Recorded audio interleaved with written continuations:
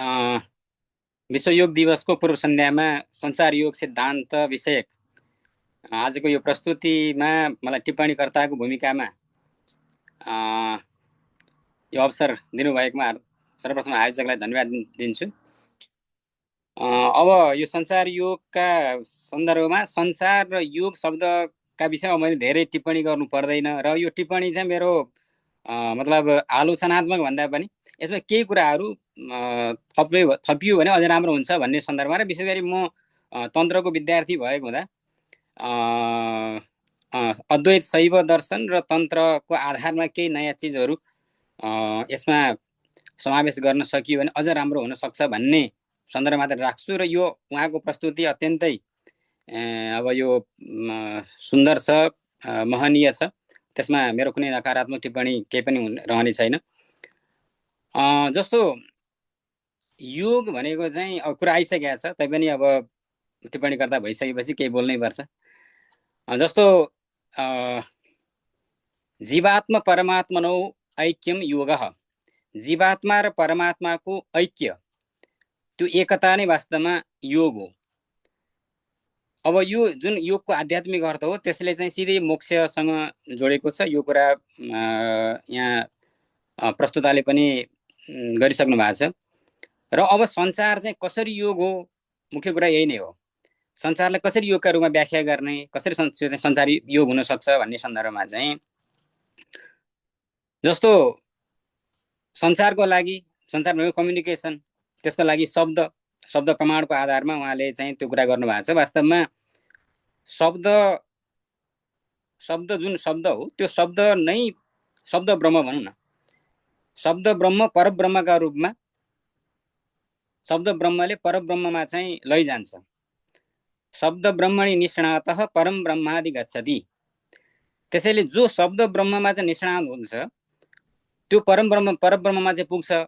भन्नुको अर्थ के भन्दाखेरिमा शब्दका माध्यमबाट जब हामीमा शास्त्र अथवा आगम शास्त्र भनौँ अथवा वेदादि शास्त्रहरूलाई जब हामीले बुझ्छौँ अथवा त्यो शास्त्रले जब बौद्ध ज्ञानको रूप लिन्छ, बुद्धिगत ज्ञान, बुद्धिमा जब त्यो ज्ञान स्थिर बन्छ त्यसपछि बिस्तारै अब त्यो चाहिँ परब्रह्मका रूपमा सञ्चारित हुने त्यो प्रक्रिया, संचारको प्रक्रिया, त्यो प्रक्रियाबाट जब पौरुष ज्ञान अनुभूतिको स्तरमा पुग्दछ त्यसलाई चाहिँ परब्रह्म भनिन्छ। त्यसैले शब्द ब्रह्मणि निष्णातः परम ब्रह्मादि गच्छति। जो शब्द ब्रह्ममा निष्णात हुन्छ त्यो नै परब्रह्ममा पुग्दछ। अब त्यो शब्द जुन छ त्यो चाहिँ के हुन्छ भन्दाखेरिमा जस्तो गुरुले ब्रह्मको स्वरूपलाई शब्दका माध्यमबाट व्यक्त गर्नुहुन्छ अथवा शास्त्रहरूले ब्रह्मको त्यो स्वरूपलाई अथवा परम शिवको स्वरूपलाई, त्यो जुन अल्टिमेट तत्त्व हो, रियालिटी हो, परम सत्य हो, परम यथार्थ हो, त्यो परम यथार्थलाई पहिला शब्दका माध्यमबाट व्यक्त गरिन्छ र जब त्यसको लक्षण, त्यसको सम्पूर्ण स्वरूप बुद्धिमा स्थिर बन्छ कुनै साधकको, त्यसलाई चाहिँ बौद्ध ज्ञान भनेर भनिन्छ। यसलाई अद्वैत शैव दर्शनमा अनि तन्त्र इत्यादिमा आगमशास्त्रमा चाहिँ बौद्ध ज्ञान भन्छ। बौद्ध ज्ञान भनेको यो बुद्ध दर्शनसँग सम्बन्धित होइन, बुद्धिसँग सम्बन्धित, बुद्धिगत ज्ञान नै बौद्ध ज्ञान। जब त्यो बौद्ध ज्ञान भनेको मतलब बुद्धिमा जब त्यो ज्ञान स्थिर बन्छ त्यसपछि त्यसले बौद्ध अज्ञान, बुद्धिमा रहेको अज्ञानलाई निवृत्त गर्दछ, त्यसले निराकरण गर्दछ र अब पौरुष ज्ञान चाहिँ अभिव्यक्त हुन्छ अथवा अनुभूति हुन्छ।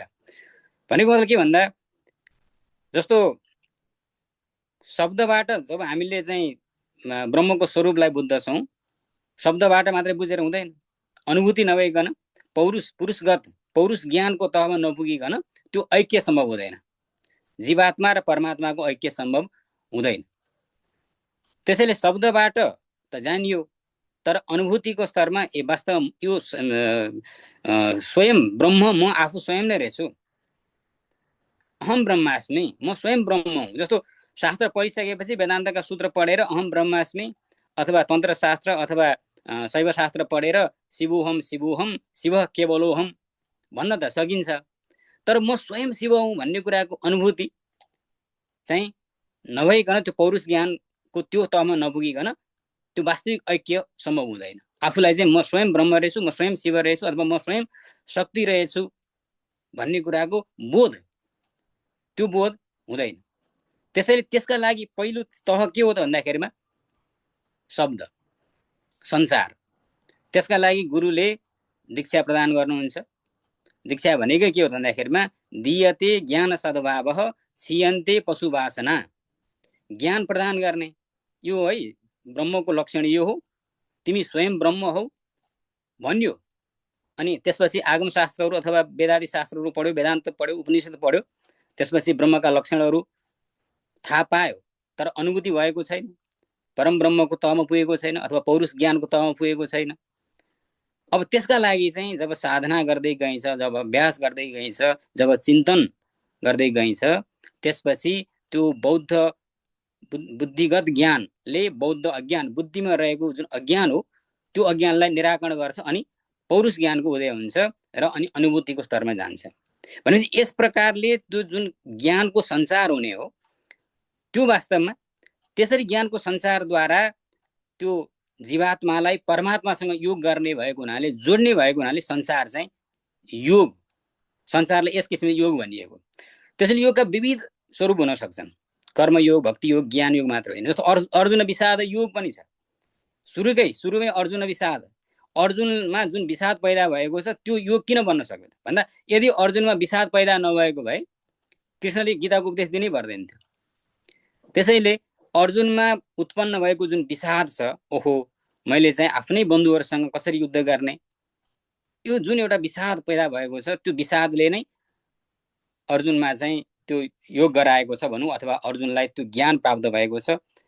कृष्णको चाहिँ विश्वरूपको दर्शन अर्जुनले प्राप्त गरेका छन् र कृष्णका साथ उनको एकाकार नै भएको छ। किनभने मैले वास्तविक तत्त्वलाई जाने तपाईँको भनेका छन्। वास्तविक तत्त्वलाई जानेपछि अब म र कृष्णमा केही पनि फरक छैन, म निमित्त बनेर चाहिँ काम गरिरहेका छु, सारा युद्ध कृष्णले गरिरहेका छन्। त्यसैले म भित्रको त्यो जुन कर्म गर्ने योग हो त्यो नै को हो भन्दाखेरिमा मतलब कर्म गर्ने चाहिँ म हुँ र कर्मको त्यो प्रेरक चाहिँ कृष्ण हुन्। त्यस्तो कृष्ण र कर्म गर्ने अर्जुन जहाँ हुन्छ त्यहाँ चाहिँ सत्य सधैँ विजय प्राप्त हुन्छ। यो चाहिँ मेरो ध्रुवा नीति इतिर्ममा हैन, त्यो चाहिँ सधैँ प्राप्त हुन्छ। जहाँ चाहिँ योगेश्वर कृष्ण छन्, जहाँ चाहिँ गाण्डीवधारी अर्जुन छन् अथवा कर्म गर्ने अर्जुन छन्, त्यहाँ निश्चय नै विजय प्राप्त हुन्छ। त्यो एकत्वबाट चाहिँ विजय हुन्छ भनेको लक्ष्य प्राप्त हुन्छ भनिएको छ। त्यसैले संसार चाहिँ त्यस अर्थमा योग बन्न सक्छ भन्ने कुरा यो उहाँले जुन प्रस्तुत गर्नुभएको छ त्यो अत्यन्तै सान्दर्भिक र शास्त्रसम्मत देखिन्छ। र अब यहाँ चाहिँ हुन त जस्तो सरले जुन कुरा गर्नुभयो यहाँ प्रस्तोताज्यूले कि वाक्यपदीय, अब वाक्यपदीय भर्तृहरिको वाक्यपदीय त्यो वास्तवमा अद्वैत शैव दर्शनकै एउटा मूल भनौँ न ग्रन्थ हो। अब अरू पनि जसलाई हामी अहिले कश्मीर शैविजम भनेर जान्दछौँ, अद्वैत शैव दर्शनमा यस्ता धेरै प्रसङ्गहरू आउँछन्। जस्तो एउटा म यहाँ उदाहरणको दिन जान्छु। जस्तो संसारको प्रक्रियामा के हुन्छ अरे भन्दाखेरि संसार भनेको जान्ने पनि प्रक्रिया हो, एउटा कुरालाई अर्कोमा जान्ने। जस्तो एउटा चाहिँ कम्युनिकेसनबाट भनौँ अथवा जस्तो भरतमुनिको चाहिँ नाट्यशास्त्रको प्रसङ्गको कुरा गर्दा चाहिँ एउटा पात्रले गरेको अभिनयबाट कसरी रसास्वादन हुन्छ भन्ने सन्दर्भमा चाहिँ जब त्यो पात्र र त्यो दर्शकका बिचमा साधारणीकरण हुन्छ अथवा एकत्व हुन्छ अनि त्यो पात्रलाई नै आफू ठानेपछि पात्र र दर्शकका बिचमा एकत्व भाव भएपछि बल्ल रसास्वादन हुन्छ। नभएदेखि म यो नाटक हेरिराखेको छु, यो पात्र यस्तो भूमिका खेलिराखेको छ भन्ने खालको त्यो बोध रह्यो भने, त्यो द्वैत बोध रह्यो भने, द्वैत भाव रह्यो भने हुँदैन। एकत्व हुनुपर्छ, त्यो पात्रलाई आफू ठान्ने, अनि बल्ल रसास्वादन हुन्छ भनेर भनिन्छ। त्यसैगरी त्यो ज्ञानको प्रक्रियामा पनि, त्यो बोधको प्रक्रियामा पनि के भन्छ भन्दा शैव शास्त्रले घटो मदात्मना वेत्ति वेदमै हंस घटात्मना। हेर्नुहोस् है, त्यो घैँटोलाई अथवा कुनै चिजलाई हामीले जान्नु भने के हो रे भन्दाखेरिमा केवल मैले जान्दिनँ रे, त्यहाँ त्यो जुन चिज मैले जानिराखेको छु त्यो चिज र जान्ने ज्ञाता र ज्ञेयका बिचमा एकत्व हुन्छ भन्छ। त्यहाँ ज्ञाता र ज्ञेयको बिचमा भेद रहँदैन रे। घटो मदात्मना वेत्ति वेदमै हंस घटात्मना। घैँटोले पनि मलाई जानिराखेको हुन्छ, मैले पनि घैँटोलाई जानिराखेको हुन्छु भन्नु मतलब घैँटो र मेरो बिचमा एकत्व हुन्छ। जबसम्म घैँटो र मेरो बिचमा एकत्व हुँदैन तबसम्म मैले घैँटोलाई जान्दिनँ भन्छ। त्यसै गरी शिवो मदात्मना वेत्ति वेदमै हंस शिवात्मना। त्यसैले मैले शिवलाई जान्नु भनेको चाहिँ केवल मैले शिवलाई जान्नु होइन, शिवले पनि मलाई जान्नु हो। अथवा त्यहाँ भक्त र उपास्य अथवा उपासक र उपास्यका बीचमा एकत्व हुन्छ। मैले जसको जुन देवताको उपासना गरिरहेको छु त्यो देवतालाई मात्रै मैले जान्दिनँ कि त्यो उपास्य देवताले पनि उपासक मलाई पनि बोध गरिरहेको हुन्छ र त्यहाँ एकत्व हुन्छ। त्यसैले भक्त र उपास्य र उपासकका बीचमा चाहिँ द्वैत भाव रहँदैन, अद्वैत भाव रहन्छ भनिन्छ। त्यसैले त्यो बोधको प्रक्रिया भनौँ न, त्यो संसार भनेको एक प्रकारको ज्ञानको सम्प्रेषण भएको हुनाले त्यो बोधको प्रक्रियामा त्यो अद्वैतको स्थिति नभएसम्म चाहिँ त्यो वास्तविक बोध हुन सक्दैन। अब त्यो त्यसका लागि जस्तो भनौँ न, अब हामीले कुनै पनि वस्तुलाई हेर्दाखेरिमा जब हामी देख्छौँ, देख्दा पनि के हुन्छ भन्दा केवल इन्द्रिय र वस्तुको संयोगले मात्रै हुँदैन, इन्द्रिय वस्तु र मनको संयोग हुनुपर्छ। जबसम्म मनको संयोग हुँदैन तबसम्म हामीसँगै यहाँ मैले बोलिराखेको कुरो मन चाहिँ अन्तै छ भने मैले बोलेको कुरो त्यो कानले सुन्नेमा पनि हुँदैन। मनले पनि त्यहाँ मनको पनि एकत्व हुनुपर्छ। त्यसैले जब मनको एकत्व हुन्छ, एकत्वको अवस्थामा पुग्छ, तब त्यो मन चाहिँ अनि आत्माको तहमा रूपान्तरित हुन्छ भनिन्छ। यस हिसाबले संसारका माध्यमबाट जब त्यो एकत्व प्राप्ति हुन्छ अथवा विशेषतः शब्दका माध्यमबाट नै संसार हुन्छ र शब्द ब्रह्ममा निष्णात भइसकेपछि शब्द ब्रह्मका माध्यमबाट शब्दलाई जानिसकेपछि अनि त्यो बुद्धिगत ज्ञान जब अनुभूतिको स्तरमा पौरुष ज्ञानको तहमा पुग्छ अनि त्यसपछि बल्ल परम तत्त्वलाई परम ब्रह्मलाई चाहिँ साक्षात्कार गर्न सकिन्छ। साक्षात्कार गर्नु भनेको एकत्वको बोध हुनु, अथवा म स्वयं ब्रह्म हुँ अथवा म स्वयं शिव हुँ, यस प्रकारको बोध हुनु चाहिँ त्यो शब्द ब्रह्म के अरे परब्रह्ममा चाहिँ पुग्नु हो।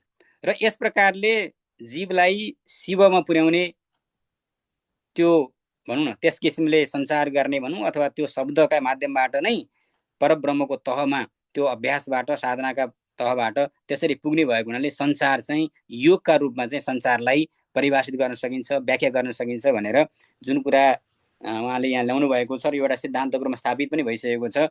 यो बडो भनौँ न अब यसले अहिले आधुनिक कम्युनिकेसनको फिल्डमा पनि अब यो हाम्रो प्राच्य वाङ्मयमा त यी कुराहरू आएका छन्। यद्यपि यसले यो पारिभाषिक शब्दका रूपमा चाहिँ नभए पनि यसलाई सरले जुन किसिमले व्याख्या गरेर यसलाई नयाँ ढङ्गले प्रस्तुत गर्नुभएको छ यो अब सैद्धान्तिक रूपमा हाम्रोमा छँदै थियो। अब यसलाई यस किसिमले प्रस्तुत गरेर यसलाई एउटा आधुनिक कम्युनिकेसनमा योगको रूपमा चाहिँ जुन व्याख्या आएको छ त्यो बडो महत्त्वपूर्ण कुरा यहाँ भयो। र यसलाई अब मैले यसमा खालि के थप्न चाहेँ भन्दाखेरिमा यहाँले चाहिँ अब यद्यपि छ जस्तो यद्यपि त्यो ज्ञानको संसारको प्रक्रियाको कुरामा जस्तो भक्तिहरूले चाहिँ वाक्चतुष्टयको कुरा गरेर जुन पहिले चाहिँ ज्ञानको आरोह त्यो ज्ञानको अवतरणको क्रम के हुन्छ भन्दा पहिले चाहिँ पराको तहमा अद्वैत रूपमा रहेको जुन ज्ञान हो त्यो पश्यन्ती अनि मध्यमा र बैखरी, अब यो शब्दको रूपमा चाहिँ आउँछ, त्यो चाहिँ अवरोह क्रम भनौँ न त्यो सृष्टि क्रममा त्यसरी हुन्छ। अब त्यसैको रिभर्समा चाहिँ हामी फेरि त्यो ब्रह्म पराको लेभलमा पराको तहमा त्यो परब्रह्मको तहमा कसरी पुगिन्छ भन्दा फेरि त्यही द्वैत वाणीको माध्यम बैखरी वाणीका माध्यमबाट शास्त्रहरू सारा बैखरी वाणीमा छन् हैन, शब्दका रूपमा छन्।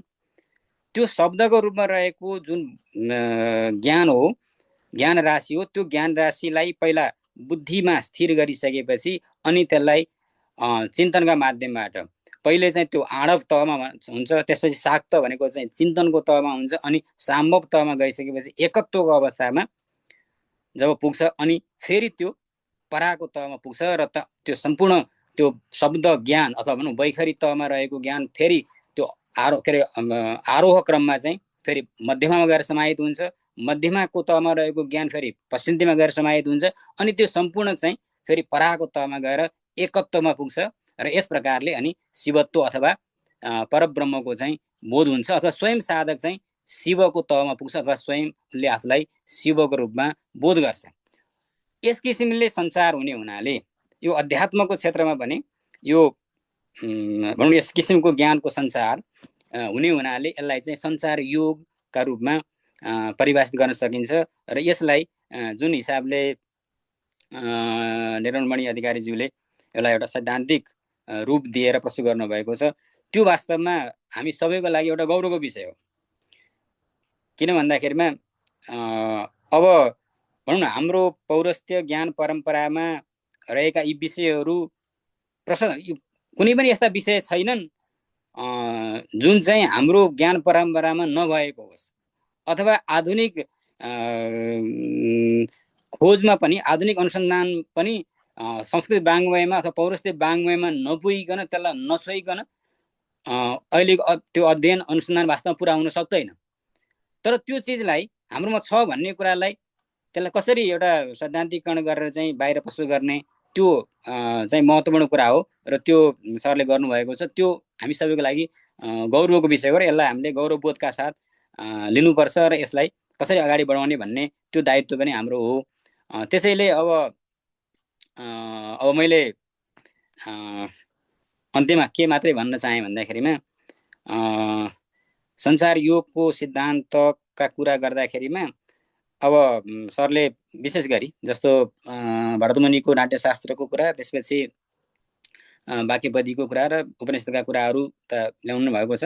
अब अलिकति अद्वैत शैव दर्शनको कुरा पनि जोडिदिनु भयो र अलिकति तन्त्रको त्यो दीक्षा प्रक्रिया किनभने त्यो वास्तवमा जस्तो भनौँ न दीक्षा भनेको के भन्दा जब दीक्षा दीक्षाबाट आगमको चाहिँ आगम शास्त्र पढ्ने अधिकार प्राप्त हुन्छ भनिन्छ।